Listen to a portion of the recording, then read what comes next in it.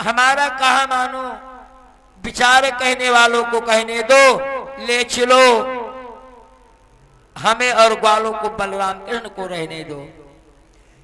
अक्रूर ने कहा बाबा देखो खबर लाना तो हमारा काम है, अब बेटों के साथ चलो या न चलो सब तुम्हारा काम है। हो सकता है कोई छल है या प्रेम मात्र, जाहिर मुझे विचार नहीं, संभव है कुछ धोखा हो जाए, लेकिन इतने पर ये सेवक जिम्मेदार नहीं है। इतने में ग्वालों ने कहा बाबा चिंता मत करो, आज इस वृंदावन में मोहन को अकेला मैं नहीं छोड़ूंगा। हो सकता हम लोगों के चले जाने के बाद एक कंस कोई नया उत्पाद कर दे। अरे बाबा कहो तो उसे मथुरा नगरी के एक ईंट खुदवा करके ले आऊं। अब तो ग्वालों की बात को सुनकर के बाबानंद वृंदावन बरसाने में डुग्गी पिटवा दिया कि कल कृष्ण और बलराम वृंदावन छोड़ करके मथुरा चले जाएंगे। प्रभु ने कहा चाचा कहिए तुम्हारी और मामा कंस की कैसे निभ जाती है, आपका राजा जी का स्वभाव कैसे मिलता है। अक्रूर ने कहा नाथ खुद ही चल करके देख लो।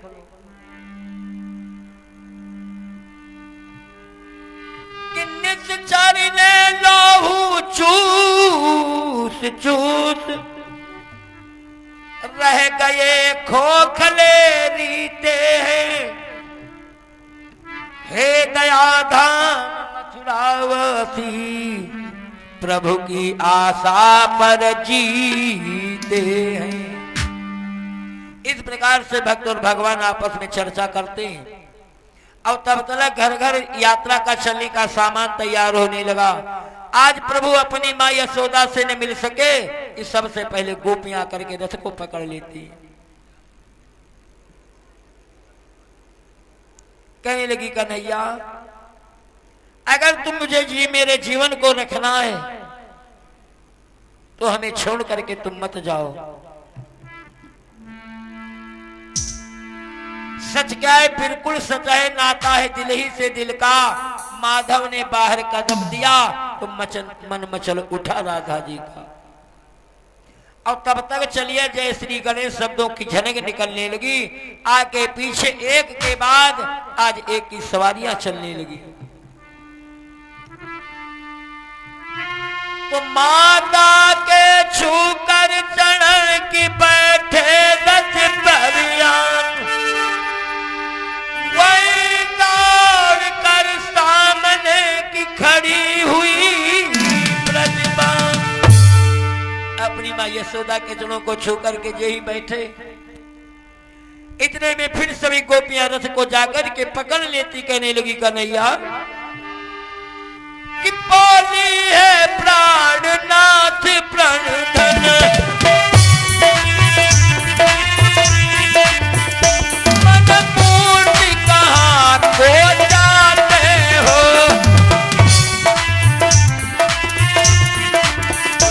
ब्रज के मल्लास के कल यह बेड़ा कहाँ डुबाते हो।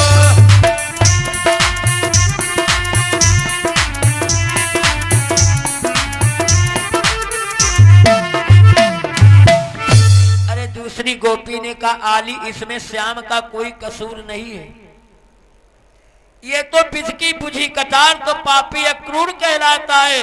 इस अक्रूर के आते ही आशाएं सब चौपट कर दी। वृंदावन की सेवा कुंजे इस पापी ने मरघट कर दी। दूसरी ने कहा बहन वास्तव में ब्रह्मा मस्खरा निराला है। आज इस क्रूर कसाई को जिसने अक्रूर नाम दे डाला है। अब तो भक्ति जगती गोपियां फिर उस रथ के सामने जाकर के पहुंची कि जग जीवन ब्रजराज हरि मन मोहन नटराज, इन चरणों के साथ है इस जीवन की लाज। आज प्रभु ने कहा गोपियों इतना बेचैन होकर कि तुम्हें क्या मिलेगा। राधिके मैंने तुम्हें वरदान दिया मैं जाऊं चाहे बना रहा हूं, लेकिन तुम्हारे हृदय से मनोहर मूर्ति कभी नहीं जाएगी। और तब तलक यशोदा मैया लकड़ी के सहारे आज बदन चूम करके कहने लगी, कन्हैया ओ पग दे टुकड़े हो जा, ओ बात दे टुकड़े हो जा, ओ नैनो यही फूट जाओ।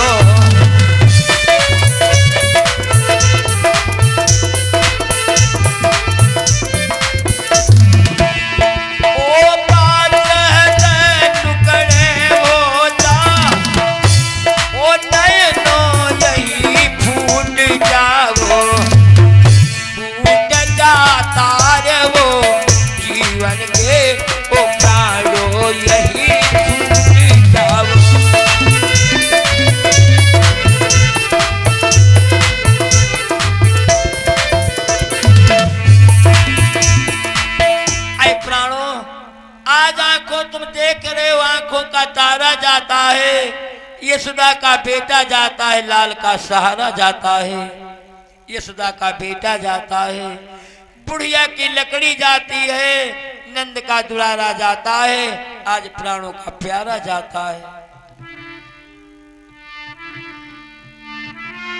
क्यों जो पीठ दिखाए जाते हो, ऐसे भी मुखड़ा दिखलाना, मथुरा के जटिल प्रपंचों से बूढ़ी माँ को भूल जाना।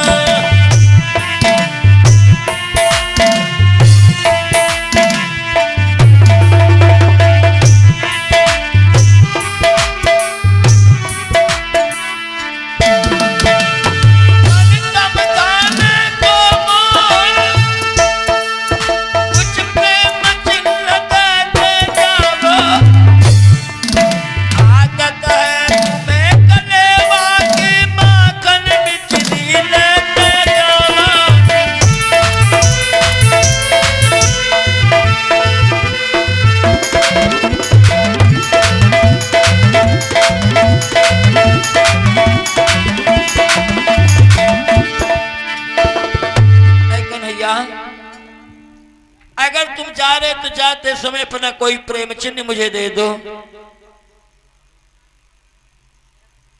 आज माखन मिश्री खाने की तुम्हें बड़ी आदत है, ये माखन मिश्री में अपने साथ में ले जाओ। आज एक करुणा भरे विलाप सुनकर के प्रभु रोने लगे, मैया मत विचार करो, मोहन तुम पर न्यौछावर है, मेरा ऋणिया सारा संसार है, लेकिन तुम्हारा ऋण मैया मेरे ऊपर है। आज इतना कर्जा तुम्हारा बढ़ गया कि तीनों लोगों की संपदा के चरणों पर कुर्बान कर दूं, अपना तन और प्राण दोनों इस ममता पर बलिदान कर दूं, लेकिन मैया फिर भी तुम्हारे ऋण से मैं उद्धार न हो पाता हूं। जिस पर कि कर्ज बढ़ जाता है वो सदैव देश से भाग जाता है। अरे मैया तुमने मेरे लिए क्या नहीं संसार में किया। कन्हैया ने कहा, मां दिन रात पिरान उड़ान सुने तब ने कुका बहु निठुराई न धारी।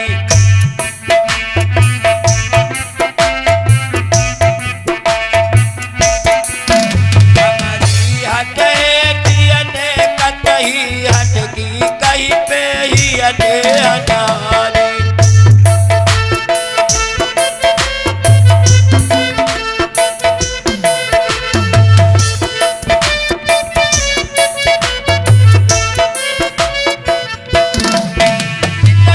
दुख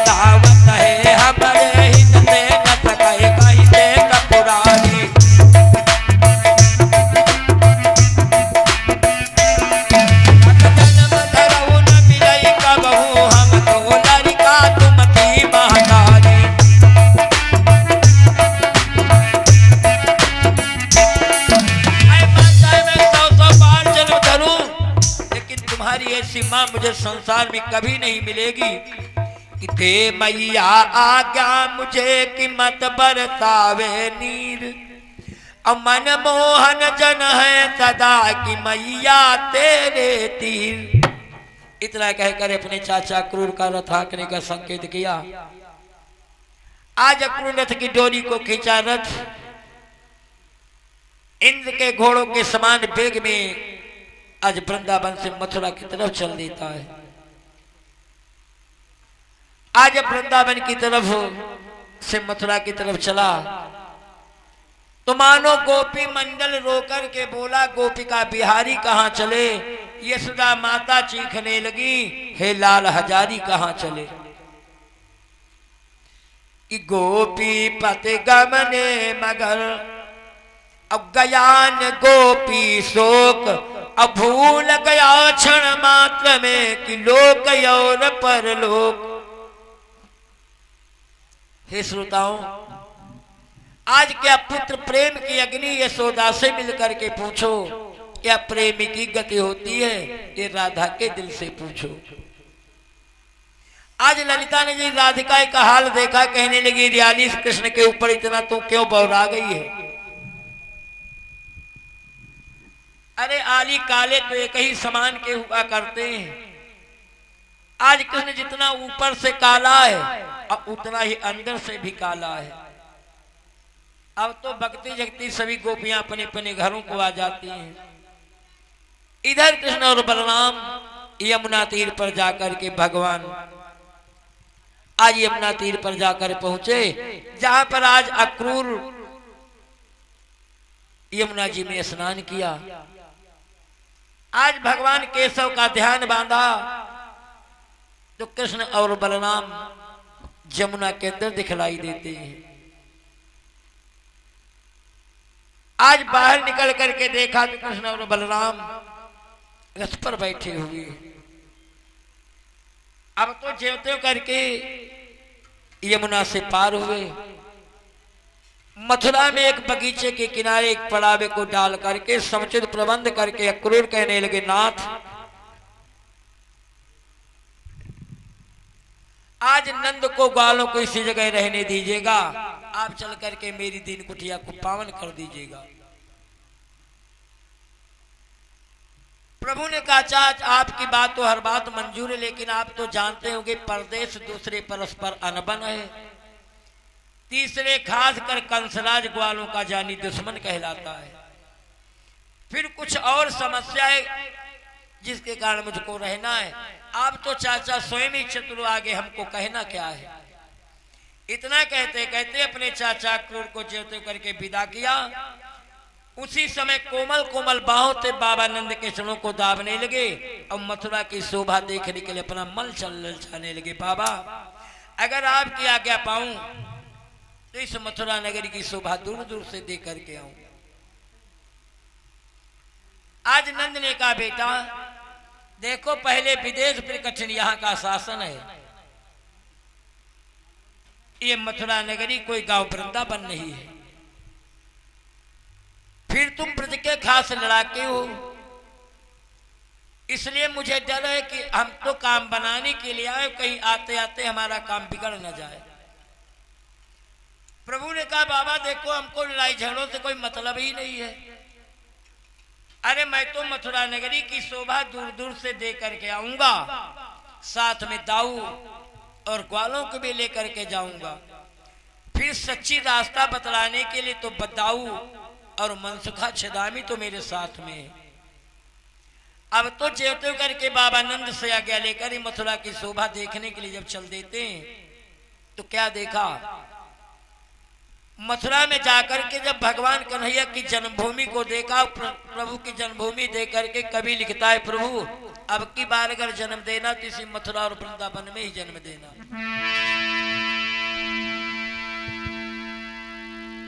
कि श्री कृष्ण चंद्र की जन्मभूमि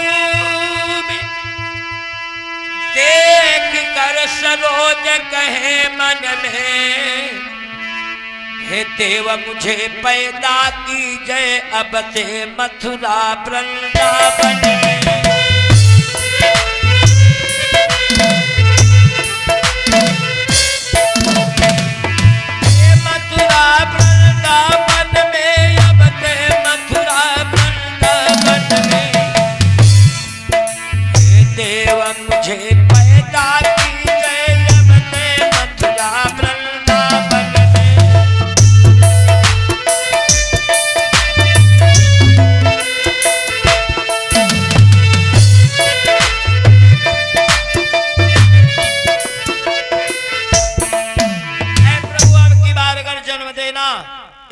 मथुरा और वृंदावन में ही जन्म देना। आज कहते कहते जब नगर देखने के लिए आगे बढ़े तो मथुरा की नारियां निहार निहार करके कहने लगी, सजनी सजन सलोने से किसकी आंख के पिरौने हैं। अरे आली लौने सौने से कहे तो किस माँ के छौने हैं। देखो तो काम रूप धर करके आया है, या राम लखन अवतारे हैं, पीछे पीतांबर धारी हैं, आगे नीलांबर बारे हैं। एक सखी ने कहा, बहन इतनी जल्दी भूल गई, यही तो वृंदावन के कृष्ण और बलराम हैं। आज पीतांबर धारी मोहन है, आगे नीलांबर धारी है। यही तो वृंदावन के कृष्ण और बलराम हैं, जिनकी वीरता के आगे कंस की बुद्धि चकराई हुई है। इतने में एक ने कहा, बहन तब तो धन्य है वृंदावन का भाग्य। अब धन्य आज वृंदावन की धरती, जिस ऐसी धरती पर भगवान कन्हैया श्याम सुंदर खेले हुए हैं कि लोटे हैं लपेटे जौन माटी सुचि आंगन में, तापर नंग फूल के सर बिसारिए। अब खेले जिन बीथिन में कुंजन में कूलन में, अब तीन को निहारी कहा अंत में निहारिए। अब गोपी और गोपन के समता पे कहिए क्यों, कोटि सुर बाला सुर तीन पे निहारिए। अब पाय की झिंगुरिया पे कृष्ण की कमरिया पे, अब बांस की बंसुरिया पे स्वर्ग बलिहारिए।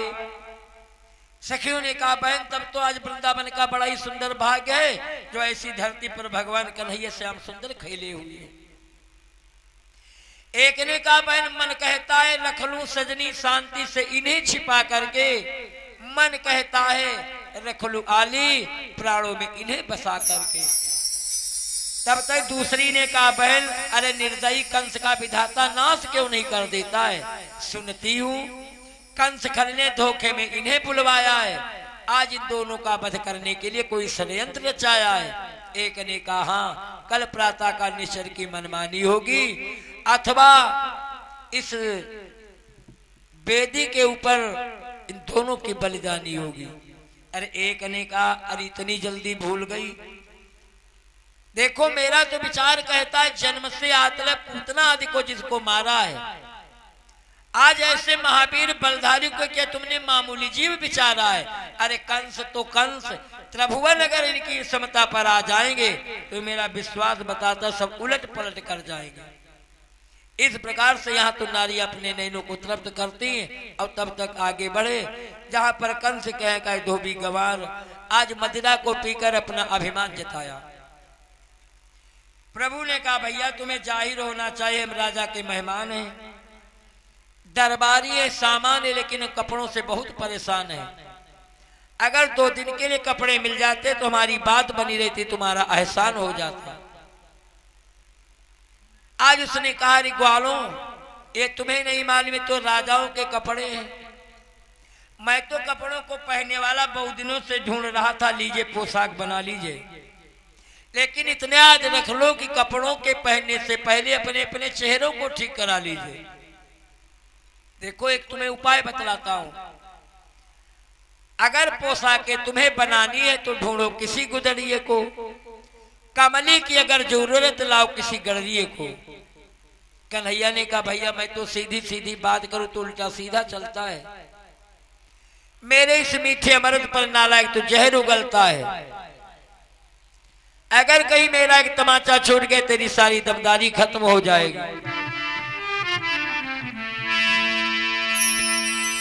कृष्ण ने कहा, नीच जो ज्यादा बात बढ़ाएगा तो नाहक का धोखा खाएगा, इस पर चल ले आगे बाजी कपड़े देकर ही जाएगा।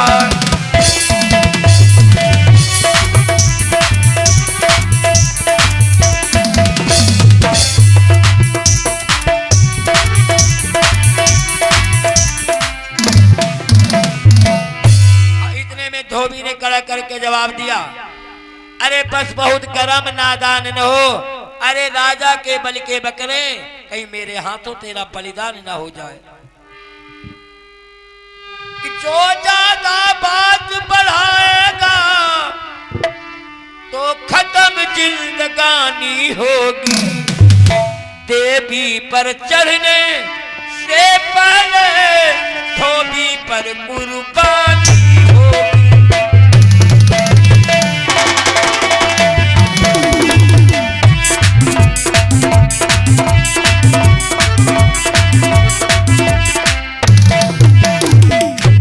इतने में भगवान कन्हैया ने खींच करके तमाचा मार दिया, क्या जो सुधाम चला जाता है। सभी साथी भाग जाते हैं। अब तो सभी ग्वाल वाले दौड़ दौड़ करके उल्टी सीधी पोशाकों को पहनते हैं। और राजाओं के कपड़ों को पहनने के लिए ग्वाल बाल क्या जाने, जामा जिसमें हाथ डाले जाते उसमें पैरों को डाल करके पहनते हैं, पैजामा हाथों में डाल करके पहनते हैं, साफा चीर करके रूमाल बने वाले रूमाल को कमर में बांधने लगे। अब आज कपड़ों का कौतुक करके हाथों से काट छाट डाला, कुछ दीन भिखारियों को बुलवा करके वस्त्रों का ढेर बांट डाला। अब तो कपड़ों को पहन करके जब आगे बढ़े, अब जहां पर कंस के यहाँ का एक भक्त दर्जी मिल जाता है, प्रभु के चरणों में सिर झुका करके कहने लगा, नाथ आपकी महिमा को काठ की पुतलिया क्या जाने, हे मायापति आपकी माया को माया चेहरे क्या पहचाने। देखो ये दास सेवा में कपड़े पहना दूंगा, जो वस्त्र जिसको शोभा देता उसको उसी प्रकार से बना दूंगा। अब तो प्रभु की आज्ञा पाकर के भक्त दर्जी जो वस्त्र जिसको शोभा देता उसको उसी प्रकार से बना दिया। आज कपड़ों को पहन करके जब आगे बढ़े, जहां पर कंस के यहाँ का एक बागवान माली प्रभु को मिल जाता है। आज बागवान माली प्रभु के चरणों में सिर झुका करके कहने लगा, नाथ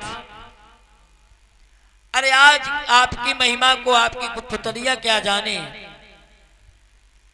आपने तो ऐसा कौन सा पदार्थ जो आपकी सेवा में लाया जाए, हे जनरंजन जन पर क्या जो प्रभु को दिखलाया जाए। देखो जन की जीविका सारा व्यापार इसी पर है, फूल की जगह जगन्नाथ पगड़ी आपके चरणों में हाजिर है।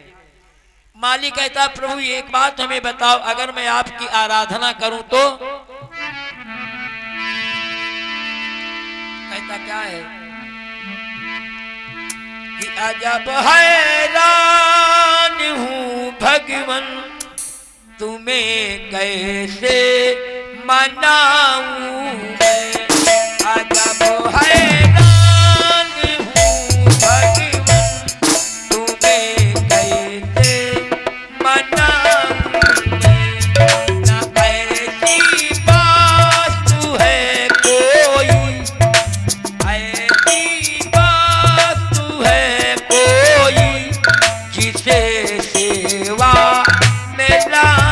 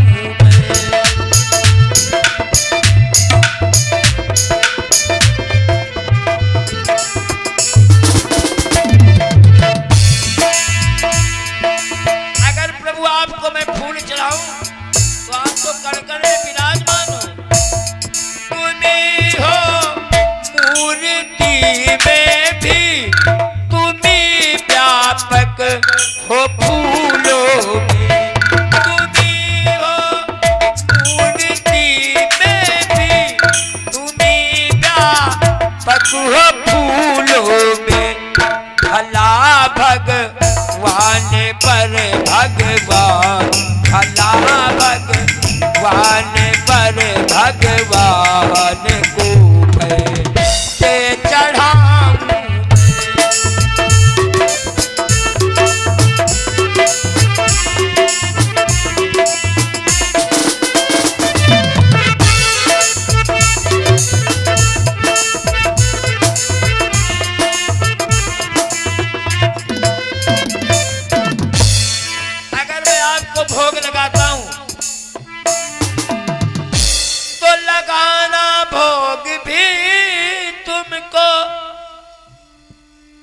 तो एक ही अपमान करना है। हे नाथ, अगर मैं आपको भोग लगाता हूं तो ये केवल अपमान ही तो है। लगाना भोग भी तुमको तो एक ही अपमान करना है। क्यों? अरे खिलाता है जो सब जग को, खिलाता है जो सब जग को, उसे अब क्या खिलाऊं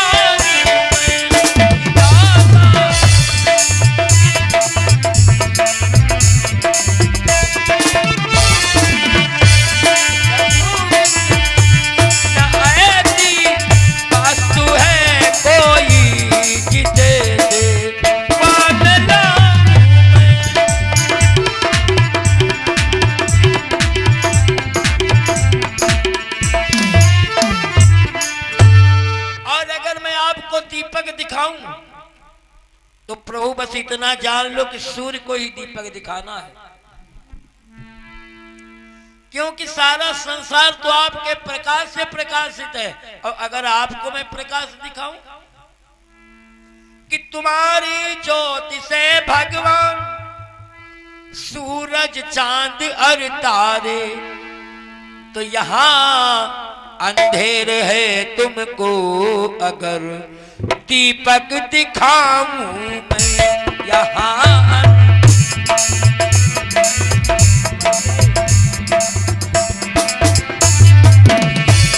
यहाँ अंधेर है तुमको अगर दीपक दिखाऊं।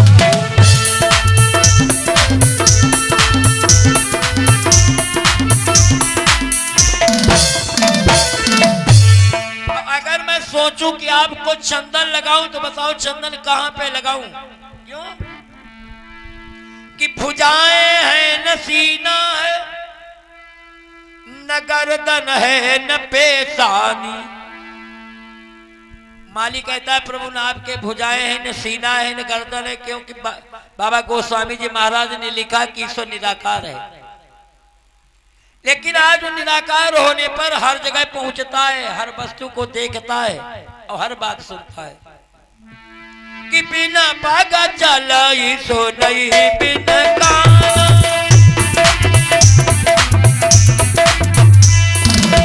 बिना पागा चलाई तो नहीं बिन काना, कर बिन कर मैं करई बिन नाना।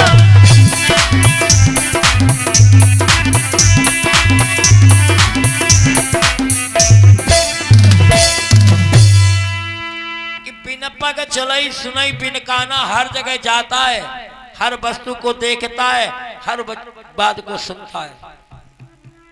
कि आनंद सहित सदा रस भोगी,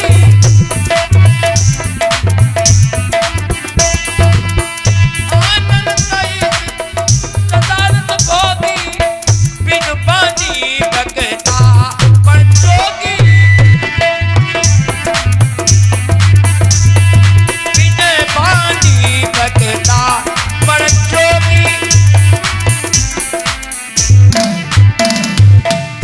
लेकिन मालिक कहता है प्रभु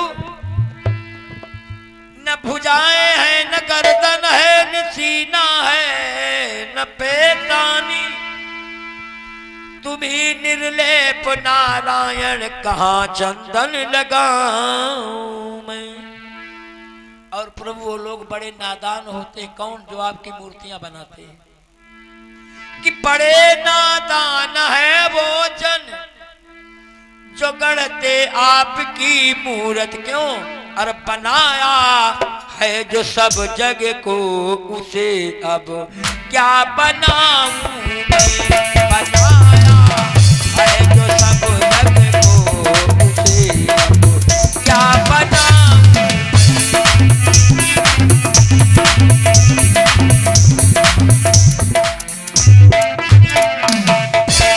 इतना कहते कहते भगवान माली भगवान के गलों में फूलों की माला को पहना दिया। आज प्रभु ने कहा भक्त मैं तुम्हारी श्रद्धा भक्ति के ऊपर बड़ा ही प्रसन्न हूं, जाओ मैं आशीर्वाद देता हूं कि मुझ में ही भूले रहो सदा, फूलों की तरह फलो फूलो फूलों में फूले रहो सदा। लोक में कीर्ति धन वंश मिले, सुरपुर में हो अधिकार तुम्हें, इन सुंदर हारों के बदले शांति का तुम्हें उपहार मिले। इतना कह करके आज प्रभु आशीर्वाद दे करके आगे बढ़े। और जहां पर कंस के यहां के एक दासी जिसका नाम कुब्जा कहलाता है, आज मानो सारे कुरूप को जोड़ जाड़ ब्रह्मा ने जिसको सृजा था, तीन जगह से टेढ़ियों बस नाम इसी से कुब्जा था। कुबरी थी और कुरूपा थी, इस पर चेरी थी निश्चर की, लेकिन उसमें इतना बड़ा जौहर था कि भगवान की परम भक्त उपासक कहलाती थी। आज कुब्जा नाम की दासी को प्रभु ने देखा, कहने लगे मृगनयनी कहां जा रही हो, पिगबैनी कहां जा रही हो, इस चंदन में से हिस्सा हमको भी दिए जाओ, मोहन की कथन लिए जाओ, इतना एहसान किए जाओ। आज इतनी बात सुनकर के कुब्जा नाम की दासी प्रभु के चरणों पर लौट जाती है, हाथ जोड़ करके कहने लगी नाथ हे कृपायतन, हे करुणामय, मैं दीन कंस की दासी हूं, नीच निवासिन मगर नाथ, श्रीपद भक्त की उपासी हूं। आज कुब्जा ने सोचा अगर भगवान के मस्तक में चंदन लगा दूंगी तो मेरे परिवार का उद्धार हो जाएगा। आज बार बार अपने हृदय में विचार करती क्या कि जो मैं चंदन अंग चढ़ाऊं, जो मैं चंदन अंग चढ़ाऊं, अंग चढ़ाऊं, अंग चढ़ाऊं, अंग चढ़ाऊं, अंग चढ़ाऊं, जो मैं चंदन अंग चढ़ाऊं।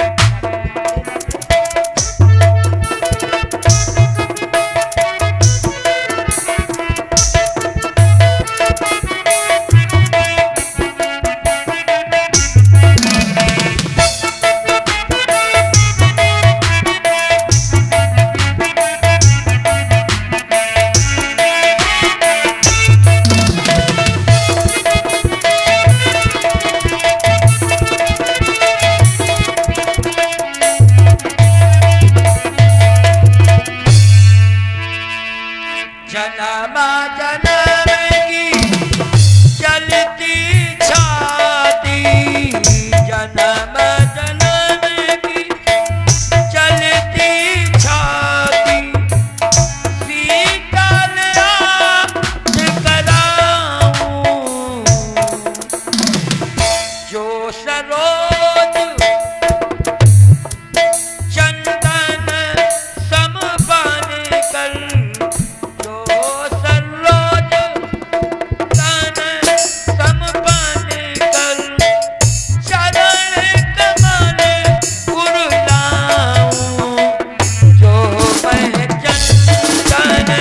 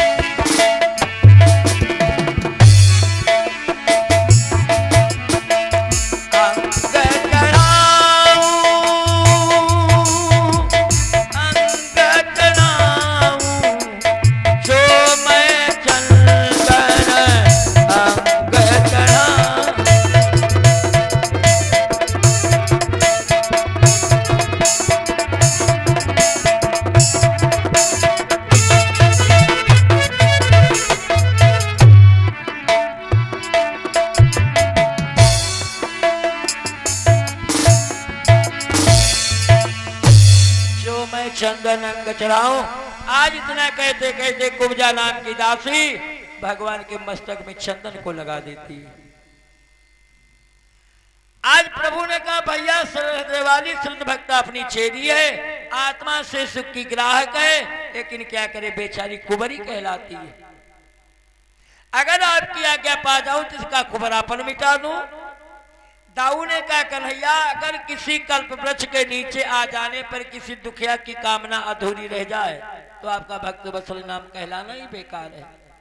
इच्छा पर आगे खड़े रहे और दासी की इच्छा रह जाए तो आपका दीन बंधु दीनानाथ दीनदयाल नाम कहलाना ही बेकार है। अब तो प्रभु ने सोचा कि दाऊ की इच्छा है कि इसे ठीक कर दिया जाए कि रुचि पा करियो बल दाऊ की, पैर से पैर को दबा दिया, थोड़ी में तनिक हाथ देकर घुटनों से सीधा उठा दिया। और जिसको भगवान स्वयं अपने हाथों से बनाते हैं, आज प्रभु का हाथ लगाते कुबरी मिट करके छविवान हुई, फट गया एकाएक पर्दा, दासी देवी के समान हो जाती। घूंघट में मुंह को ढांप करके कहने लगी नाथ मैं कृतार्थ हो चुकी, मेरी दिन कुटिया को पावन कर दीजिएगा। प्रभु ने कहा देवी पहले मैं अपने मामा कंस से मिलूंगा, अंत में आकर के तुमसे मिल जाऊंगा। इतना कह करके ग्वाल बालों के साथ जब आगे बढ़े जहां पर रंगभूमि का दरवाजा है, ग्वालों ने कहा पीरो तुम कौन हो, कहां से आए हो, इसी रास्ते से लौट जाओ। दामा ने कहा नीच सीधे सीधे बोल। और क्या तू नहीं जानता अली जनाब सरताज है, ये त्रैलोक राज से श्री कृष्णचंद्र महाराज है। सुरराज यही, ब्रजराज यही, नरराज यही कहलाए। श्री वृंदावन से मथुरा में कंस को मारने के लिए आए। अरे आज पहरेदारों ने कहा वाह रे वक्त, ये जंगली गंवार राजा कब से हो गए। राजा के डर से गोकुल छोड़ा, जंगल में जीवन काट रहे। वाह रे वक्त जंगली ग्वाल मथुरा वालों को डांट रहे। दामा कहने लगा नीच, आज हम ही तो सभी लोग सच्चे शहंशाह हैं। अगर लड़ना चाहते तो मेरी लाठी के रूबरू कोई हथियार लेकर के आ। मैं तो आज सोचा हूं कंस का शिव पूजन पूरा हो जाने दो। अगर हम झोपड़ियों के पले हैं, तो शत्रु की खोपड़ी खोलेंगे। हम जुल्मों को सह चुके बहुत, लेकिन अब तुम्हें जालिम का मुंह मोड़ेंगे। इतना कहते कहते कृष्ण और बलराम ग्वाल बालों के साथ वंदे मातरम कहते कहते अंदर पहुंचे, जहां पर रंगभूमि का धनुष रखा हुआ है। तो कहते कहते इत तरह यादवेंद्र बलबीर के हरिमत गमनित हुए कि महाधनुष के तीर।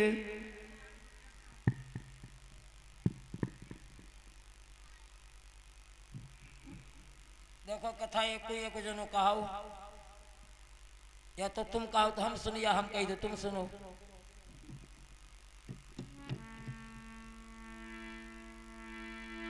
आज ही रंगभूमि के दरवाजे पर जाकर के धनुष मंच के पास पहुंचे तो क्या देखा कि 18 तार बड़ा धनुहा नाथ ने उठाया अंगुली पर, कुछ झटका देकर लचकाया, कुछ देर नचाया अंगुली पर। अब तो धनुआ हाथों में जाते जाते चरचर की आवाज उठी और धनुष टूट करके जमीन पे गिर पड़ा। आज धनुष के टूटते सभी खलबीर कृष्ण और बलराम पर टूट पड़े। आज कृष्ण और बलराम धनुष के खंडों को लेकर के बहुतेरे निशाचरों का वध किया। बचे कुचे रक्षक कंस के दरबार में जाकर के पुकार करने लगे, महाराज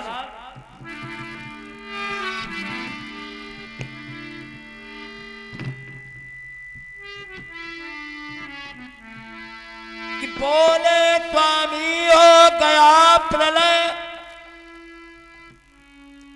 काल ने नगर को घेरा है, ब्रजराज नाम से मथुरा में मौत ने लगाया डेरा है। अरे महाराज वो दोनों लड़के रामकृष्ण जो वृंदावन से आए हैं, ग्वालों बालों की बहुत बड़ी भीड़ अपने साथ में जोड़ करके लाए हैं। अब मार्ग कंटक में बाघ की समझिए सैर नहीं, हम तो इतना कहते हैं अब किसी की खैर ही नहीं रह गई। इस भाव को सुनकर के कंस कांपने लगा। तब तक कृष्ण और बलराम अपने बाबा नंद के पास जाकर के पहुंचे। उसी समय कंस के दरबार करता कहने लगा, वीरों कल प्रातः काल कुबलिया नामक हाथी को मद पिला करके दरवाजे पर खड़ा कर दिया जाए, उन लोगों के आते आते हाथी से निचवा डाला जाए। अब तो सवेरा हुआ, हाथी को दरवाजे पर खड़ा किया गया। अब कृष्ण बलराम पहुंचे, कहने लगे, भैया पीलवानी हाथी को दरवाजे से हटा लो, हम लोगों को अंदर चले जाने दो। पीलवान कहने लगा, वीरों योद्धा वही अंदर जाने पाएगा जो मेरे 10 हाथियों की ताकत को जमाएगा। तुम लोग इसे दरवाजे तक हटा दो, फिर चाहे जहां चले जाओ। तो भगवान ने कहा, भैया आज मुझे लड़ाई झगड़ों से कोई मतलब नहीं है, मैं तो सोच रहा हूं आज कंस का शिव पूजन पूरा हो जाने दो, और फिर हम तो यदुवंशी कहलाते, कहो तो रंग दिखला डालें, कहो पसली पसली करके हाथी को गेंद बना डालें, कहो तो हाथी का ढांचा खड़ा रहे, हड्डी सब मांस निकल जाए, हड्डियां खाक में मिल जाए, चमड़ी मंडल में मर रहा है।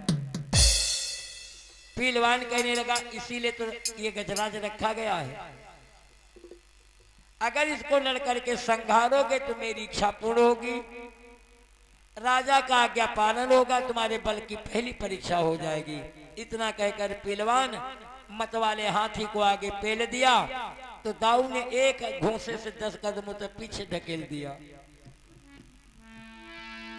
आज जब आगे बढ़ा तो कृष्ण और बलराम हाथी को खेल खिलाया। आज कन्हैया ने हाथी की सूंड को पकड़ लिया और बलराम उसकी पूंछ को पकड़ लेते हैं।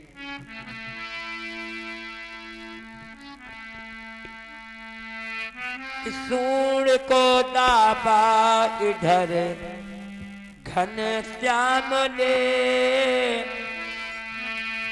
सूंड को दाबा इधर है घन श्याम ने पूछ को पकड़ा, उधर है बाल राम ने।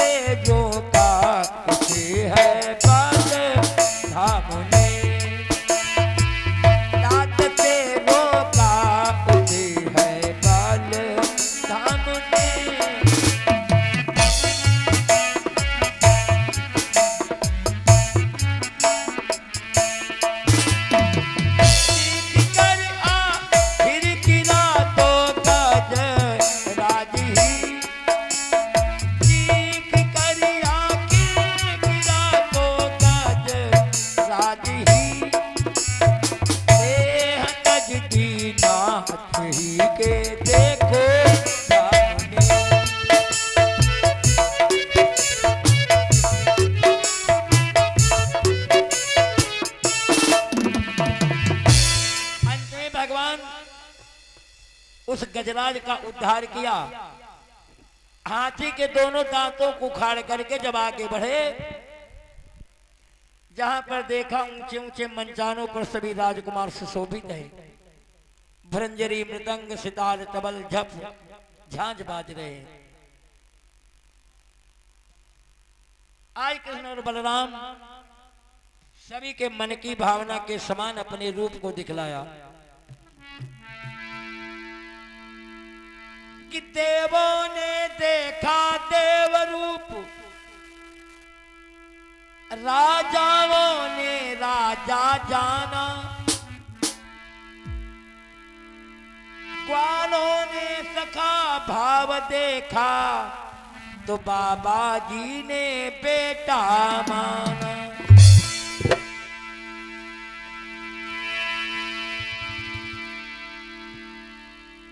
वीरों ने देखा महावीर, वो मन ही मन सकुचाने लगे, युवकों के आगे यादवेंद्र यौवन का काम ल जाने लगे। ज्ञानियों ने देखा मेरे सामने व्रतपाल आया है, अन्य शास्त्रों ने देखा कि मेरा काल आया है। और कंस ने क्या देखा कि कंस ने महाविषधर देखा, कवि वृंदों ने नवरस देखा, पंडित सरोज ने जी भर के, पंडित सरोज ने जी भर के अपना जीवन सरबत देखा।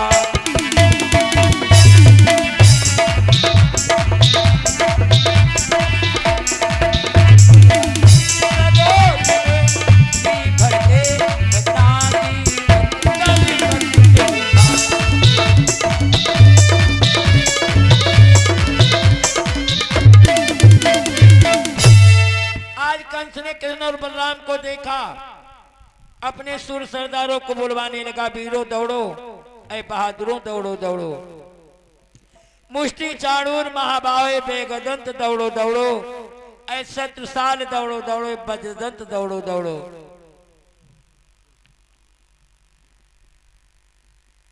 101 मुद्राओं का दान परम श्रद्धेय श्री शिव साहब पांडे जी की तरफ से 101 मुद्राओं का दान आया और भगवान की मंगलमय कामनाओं को पूर्ण करें। और 200 मुद्राएं महेश अग्रवाल जी की तरफ से दान आया हुआ भगवान की मंगलमय कामनाओं को पूर्ण करें। बोले भक्त और भगवान की जय। आज कंस आज सभी सुर सरदारों को बुलवाने लगा, वीरों दौड़ो, पकड़ो इन दोनों लड़कों को, मार दो उठा करके पृथ्वी पर, चीर दो नंद के ग्वालों को और बलिदान चढ़ा दो देवी पर। कि खटमल की तरह बीज डालो, छलिए का चकना चूर करो, अब मेरी आंखों के आगे से मेरे बैरी को दूर करो।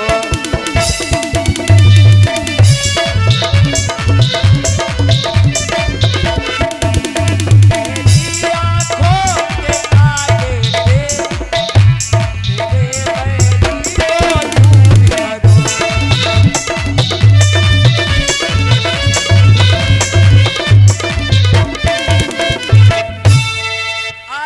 चाणूर बेगदंत बजदंत सतसाल मोहन से जाकर के हाथ मिलाते हैं, कहने लगे कन्हैया एक घर का जलसा है, समय मुबारकबादी का, आओ ऐसे में कुछ रंग जमाए शादी का।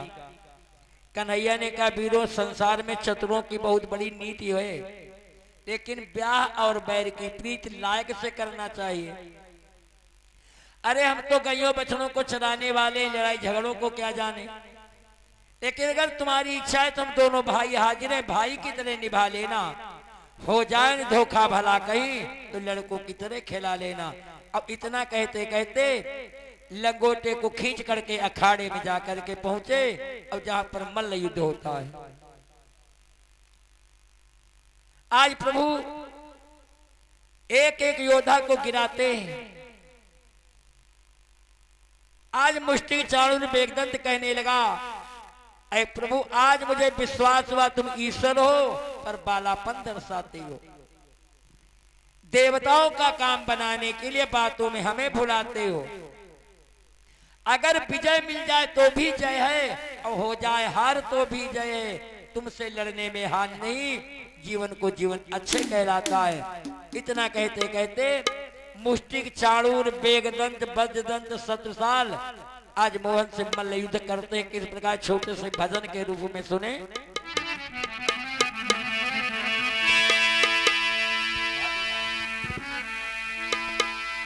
शंख और चाणूर पहलवा हाथ कृष्ण से मिला गए,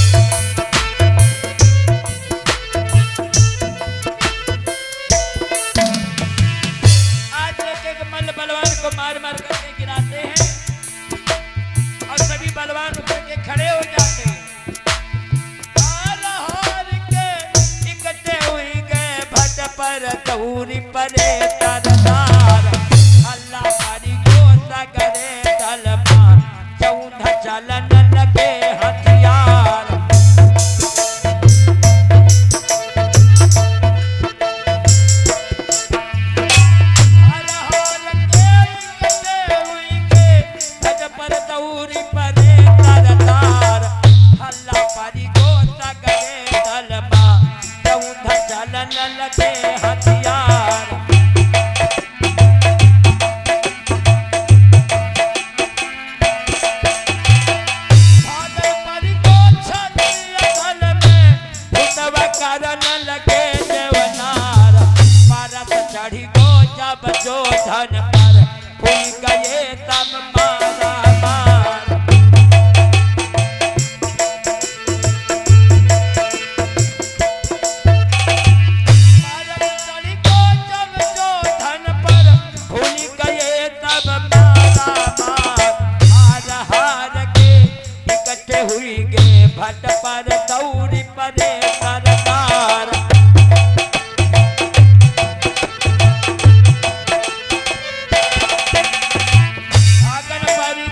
छाती अधल में भूतव करन लगे जवना भारत बढ़ी गो तब जो धन पर भूल गए तब मारा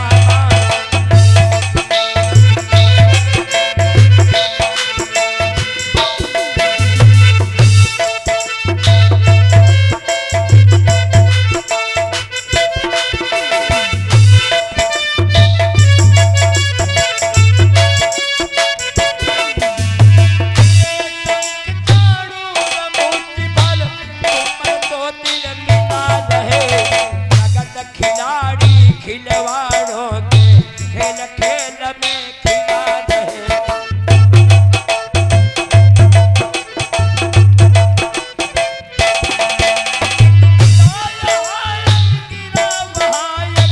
बड़ा पड़ायक बितम हुआ उड़ गई बाह कट गया पाव दिल टूट गया सर कलम हुआ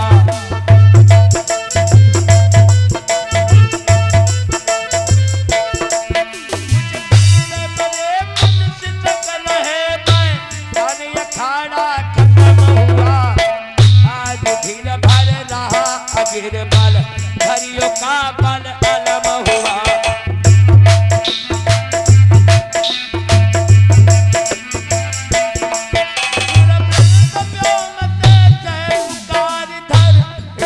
धुरिया हिला रहे और दारूर पहलवा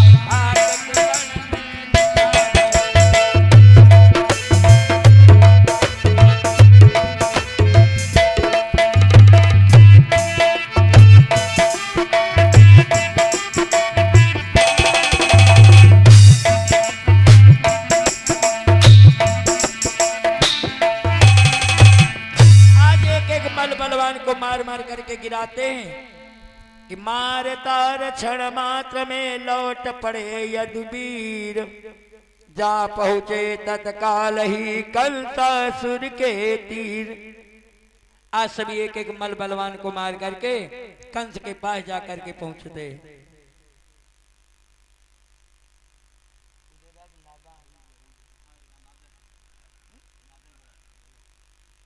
एक से एक मुद्रा उदयराज नादन की तरफ से 101 मुद्राओं का दान आया हुआ है।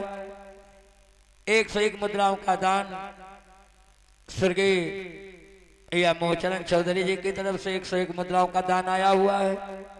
101 मुद्राओं का दान परम सत्य भैया ललित पांडे मोहली की तरफ से 101 मुद्राओं का दान आया हुआ है। भगवान की मंगलमय कामना को पूर्ण करें। बोले भक्त और भगवान की जय हो। आज एक एक मल बलवान को मार करके जब आगे बढ़े जहां पर कंस को देखा। आज कंस ने जब देखा कि मेरे सर के ऊपर काल खड़ा तो कंसासुर तत्काल उठा। जी ने तो कहा भाग निकलो, लेकिन मारे डर के तलवार निकाल चुका। जेवतो करके साहस बांधा, तेगे उत्तनी घुमाने लगा। इतने में कृष्ण का हाथ सर के ऊपर मड़राने लगा। आज भगवान कन्हैया को अपनी मां की याद, देवकी की याद आ जाती कि देवकी के केसों को कंस ने पकड़ा था। कि हो तो हवास हो गए विदा, मानो यम की बौछार गिरी। नाथ परवार करते करते हाथ से छूट तलवार।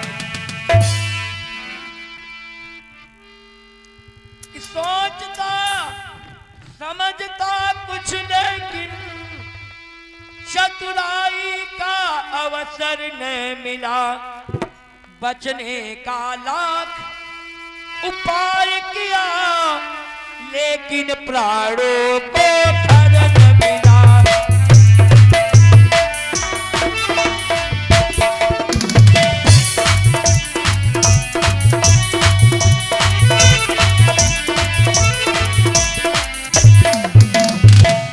आखिर को घनश्याम ने कि झटका चोटी था, प्राण घोट कर कंस को पहुंचाया सुरधाम। तो 10 दिशाओं में हुआ सहसा जय जयकार। जन विनीत तुम भी कहो जय जय जगदाधार। बोले वृंदावन बिहारी लाल की। आज इस प्रकार से अपने मामा कंस का वध किया। अब कंस का वध करके कंस की लाश को लेकर कृष्ण और बलराम यमुना तीर पर जाकर के पहुंचे, जहां पर कंस की रानियां अस्थि और प्राप्ति रोती रोती अपने पिता के पति कंस के लाश के पास पहुंची। प्रभु ने कहा, मामियों देखो ये सब मतलब का रोना है। मामा जी के मरने का अपराध विसार दीजिएगा। फिर मरा कौन, किसने मारा, जीवों में जीव समाना है। आखिर कब तक साथ देगा, चोला ये फटा पुराना है। इसलिए राह अगली देखो, जो बीती उसे विसार चलो। औरों की भावी देख दे करके अपना भवितव्य संभाल चलो। इस प्रकार से अपने हाथों से दाह संस्कार करते हैं। इसीलिए कहा जाता है कि नर नाह की चिल्लाता है, मेरा है मेरा है, न मेरा है न तेरा है, एक चिड़िया रैन बसेरा है। तो कवि लिखता क्या है,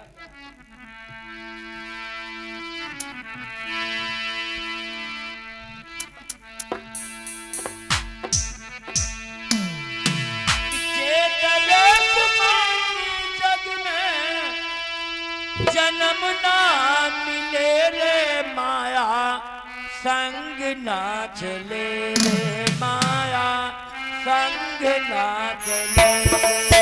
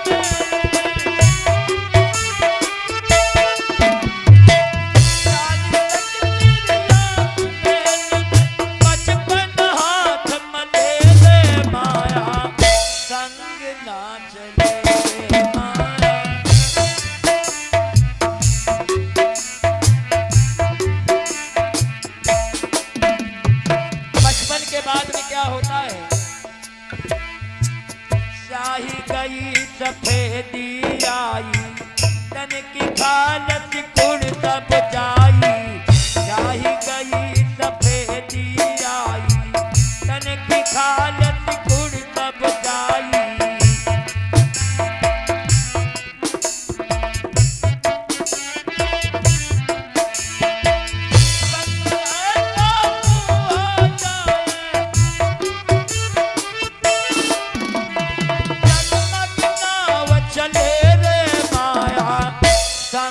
ना चले रे माया,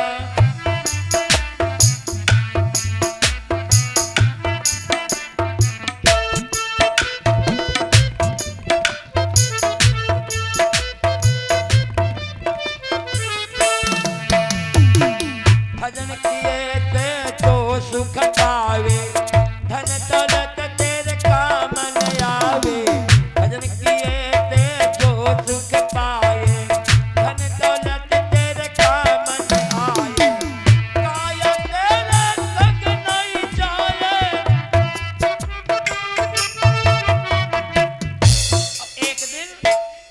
शरीर भी साथ छोड़ देता है। हम आप भी विचार करते हैं कि भी बाल्यावस्था है, युवावस्था है, और जब वृद्धावस्था होगी तो भगवान का भजन करूंगा। लेकिन जब वृद्धावस्था आई कि घेर लियो वृद्धापन आई के, और पाँव हमारे चलई ना चलाए। बात सुनई न कबहू, और नहीं न बहाई दो नीरे पनारे। कानों से सुनाई नहीं पड़ता है, आंखों से दिखाई नहीं पड़ता है, शरीर कोई काम नहीं करता है, और धीरे धीरे अंत समय आ गया। और जब अंत समय आया तो यमराज ने एक गार्ड का रूप बनाया और जीवात्मा एक पैसेंजर का रूप बनाया, और शरीर जो है एक ये घर के समान, प्लेटफार्म के समान है। आज जब यमराज गार्ड जब पैसेंजर को लेकर के, जीवात्मा को लेकर के चले, तो जीवात्मा कहती महाराज ठहरो। का क्यों? इस स्टेशन पे रही गई गे ठरिया रे, इस स्टेशन पे रही गई गे ठरिया रे, हो प्लेटफार्म पे रही गई गे ठरिया रे, इस स्टेशन पे रही गई गे ठरिया रे, प्लेटफार्म पे रही गई गे।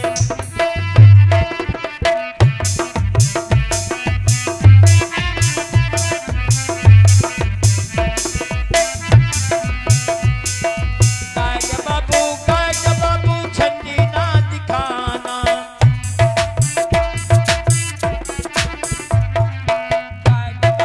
गाज बाबू झंडी ना दिखाना, टीटी सीटी ना बजाना, इस स्टेशन पे रही गई गे ठरिया रे, प्लेटफार्म पे रही गई गे ठरिया रे, इस स्टेशन पे।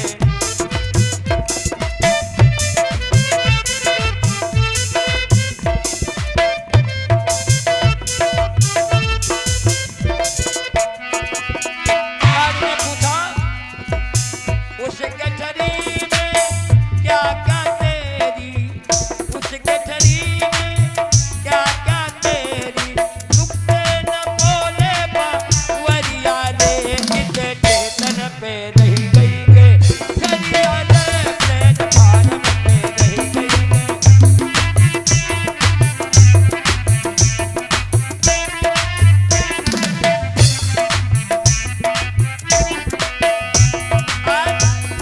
उस गठरी में क्या रह गया है?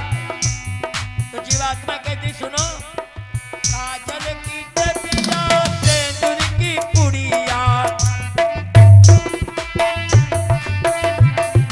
काजल की डबिया, सिंदूर की पुड़िया, मेरे सतगुरु की तीनी चू नरिया रे, मेरे सतगुरु की तीनी चू नरिया रे, इस स्टेशन पे रही गई गे ठरिया रे, प्लेटफार्म पे रही गई।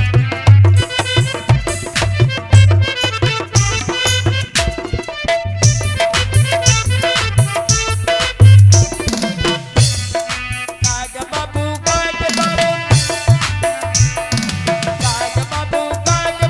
झंडी ना दिखाना, टीटी सीटी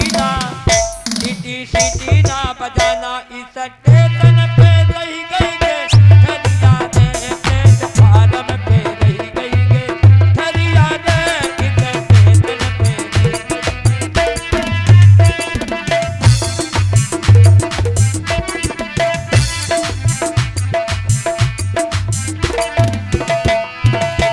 और तब अंत समय में ध्यान आता है, अगर भगवान का भजन किया होता तो ऐसे कष्ट जो मुझे सहन करने पड़ते, कि भजन किए थे जो सुख पाए, धन दौलत तेरे काम न आए, भजन किए थे जो सुख पाए, धन दौलत तेरे काया तेरे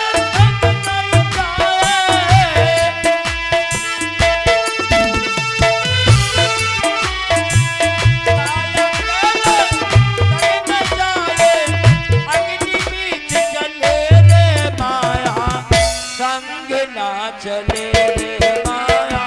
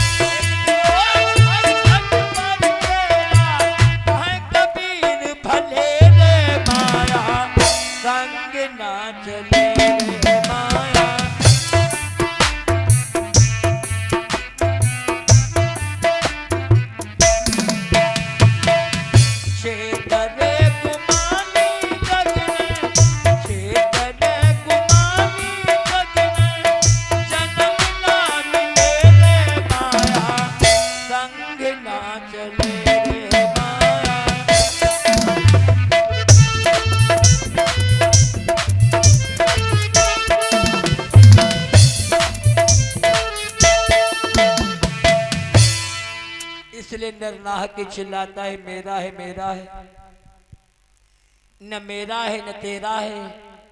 एक चिड़िया रैन बसेरा कहलाता है। अपने हाथों से दाह संस्कार किया। दाह संस्कार करने के बाद बंदी गृह से अपने माता पिता और नाना उग्रसेन को बंदी गृह से मुक्त कराया।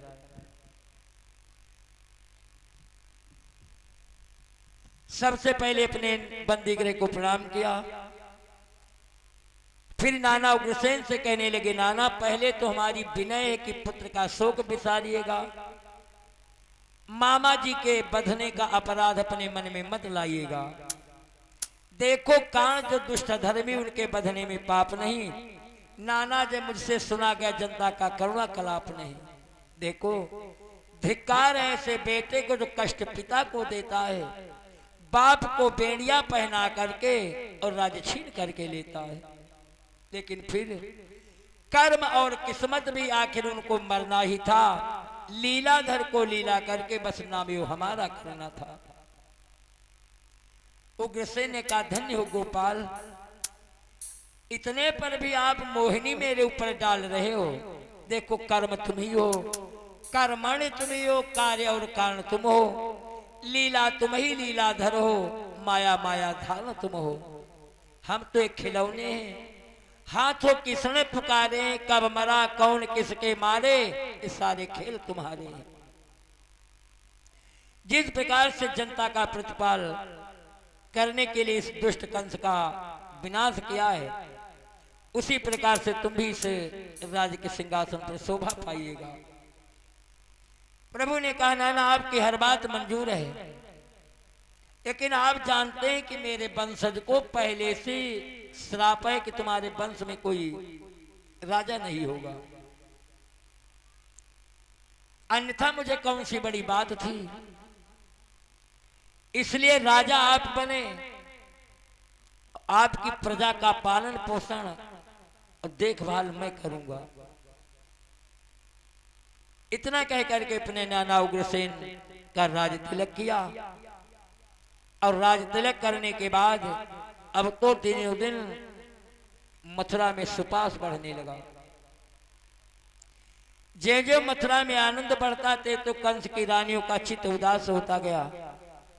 पहली वाली रानी आ भर करके दूसरी बहन से कहा बहन अब इस मथुरा से नाता क्या है, उठ चुकी जहां दावादारी उस जगह भला रखा क्या है।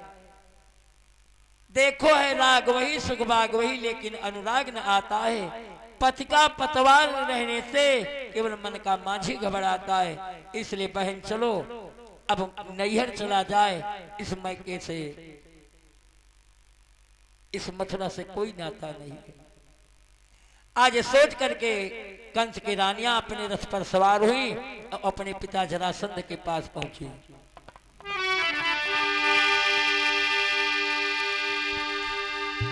आज जरासंध के दरबार में जाते जाते प्रस्ताव को जमा दिया पिताजी इतना जान लो तुम्हारे सर के ऊपर अब दुश्मन चढ़ करके आ गया है कि दामाद जान से चला गया, बेटियां लड़ापा भोग रही, ओ माया मद के दीवाने पर तुमको कौन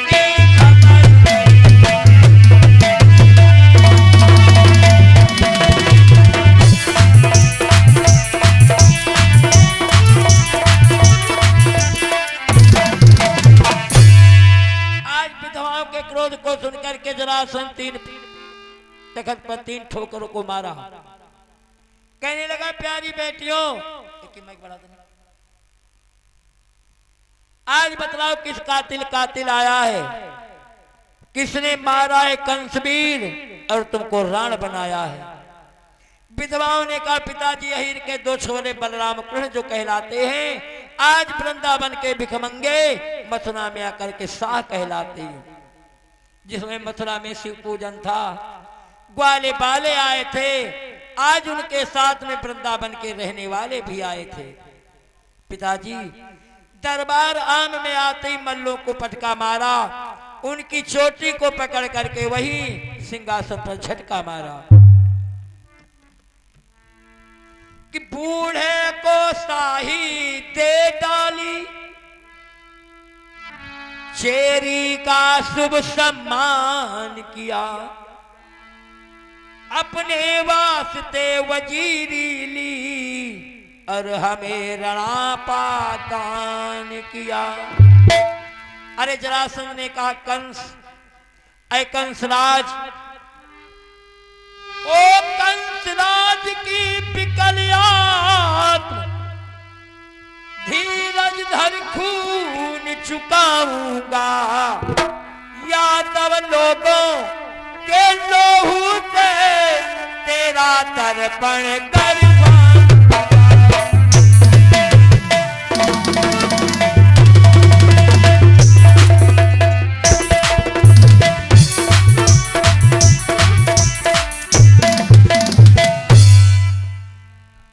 परारे मुँह बकरा खाते बहुत बढ़िया लगत।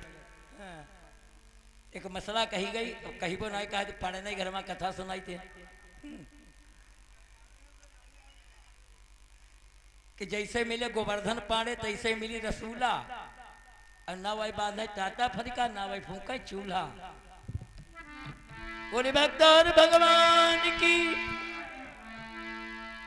आज रासुंद ने कहा कंसराज, ऐ कंसराज की विकलात्म धीरे दिन खून चुकाऊंगा, यादव लोगों के लोहू से तुम्हारा तर्पण करवाऊंगा। ऐ बहादुरों, बढ़ करके शमशीरें चमका दो, सावधान खींचो कृपाण का नकारा बजवा दो। मंत्रीवर, कोई सीधी रास्ता बतलाओ कि 10 रोज में शत्रु को चल करके तबाह कर सको। मंत्री ने कहा राजन, उस कृष्ण को बालक मत समझो कि 2 बच्चों की शक्ति का जो मथुरा राज विजय कर ले, 6-7 वर्ष में साहस जो गोवर्धन अंगुली पर धर ले। जिसने मारा कंसवीर ने